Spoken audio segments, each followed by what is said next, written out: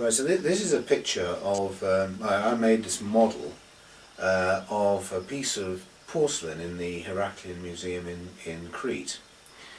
The purpose of it is unknown, but if you looked at it you might think, well, it's a bit like a series of stone circles, and indeed it functions in exactly the same way, because it has a fixed number of elements in different numbers running around the centre. And you see in the middle of it 7 like waves, and those represent the 7 days of the week according to some counting scheme connected to Saturn, because Saturn has a relationship of 16 units to 15 units to the lunar year. And so they deduced a way of counting days round the outside and working out the movement of the eclipse nodes from counting days of the week, which 7 divides into Saturn's synodic period, which is the period that Saturn takes to get into the same relationship to the Sun in a year. So embodied in this is a relationship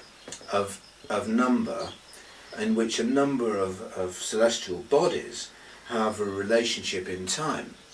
And it's almost certainly the case that this kind of Saturnian observation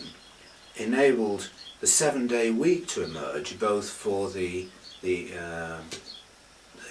Jews in Babylon and the Greeks in Greece, of course. So I constructed this, and this is the sort of thing which then also represents the megalithic period. It was found in a wrecked Cretan temple when the matriarchal order was crumbling and the Greeks had arrived from the north, these Indo-European Greeks, and they took over the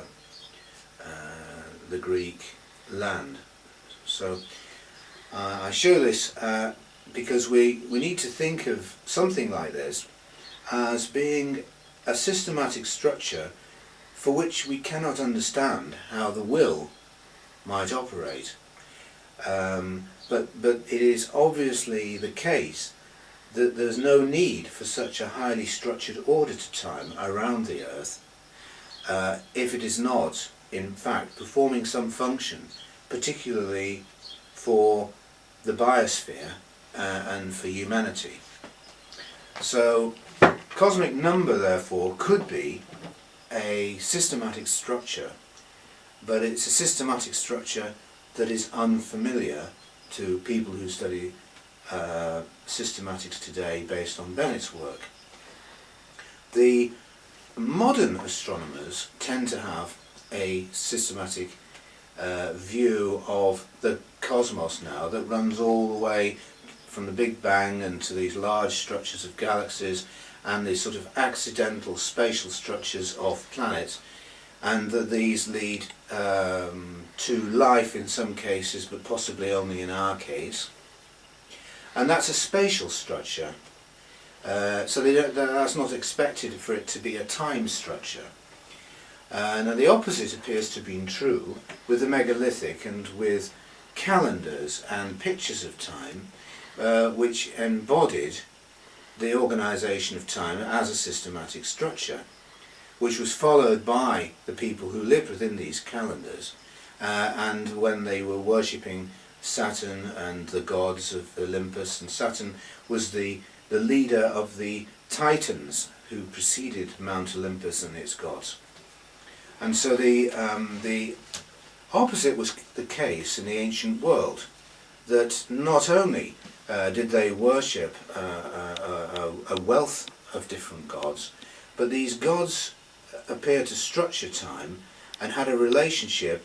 with number. So this relationship with number has entered our symbolic life and become a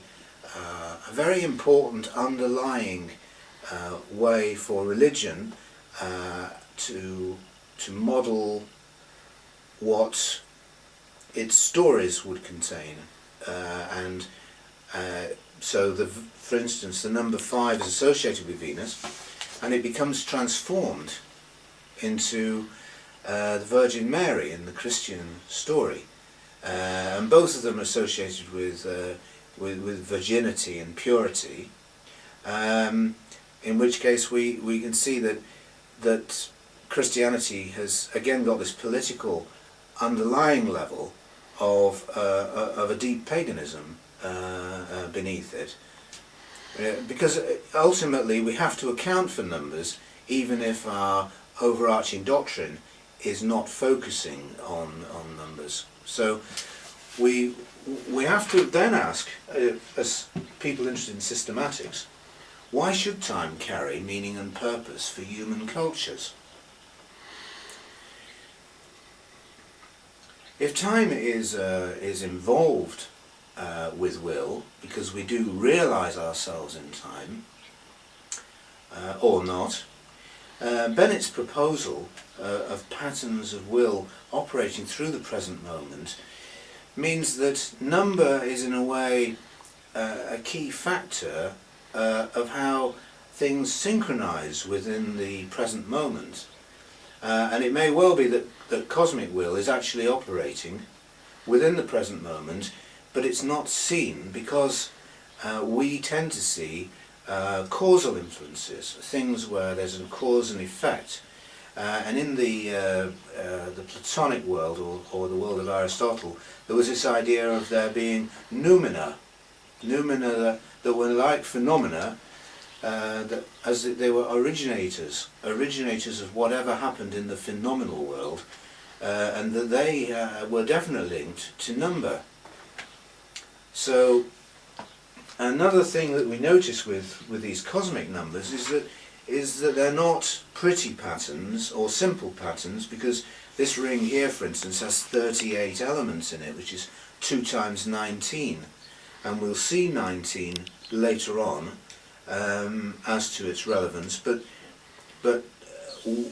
we are in a sense constrained in our own intelligence, because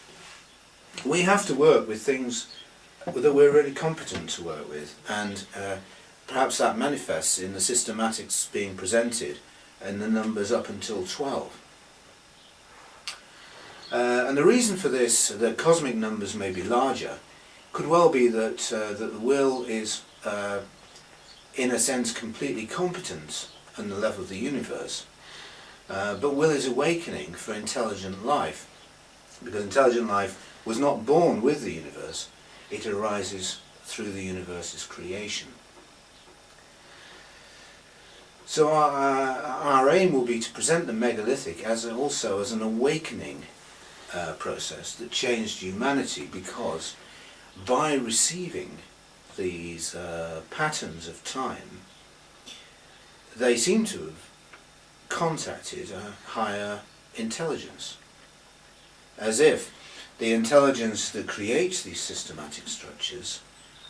is in fact what is received by us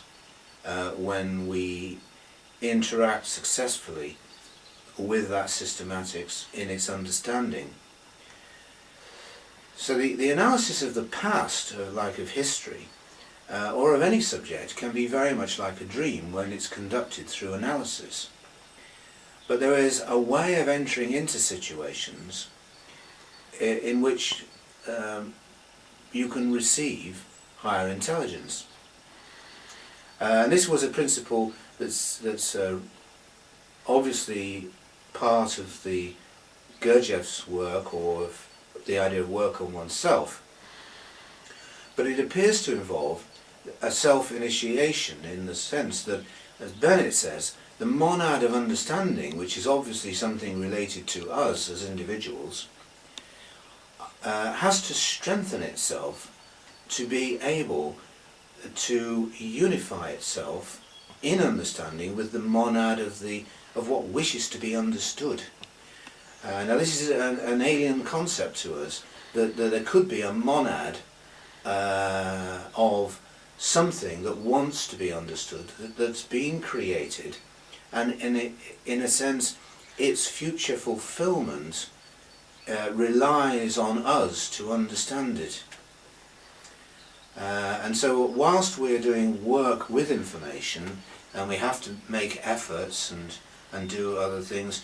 the purpose of our work has to in a way be the same purpose as the purpose of the universe that's described by the systematics. So there is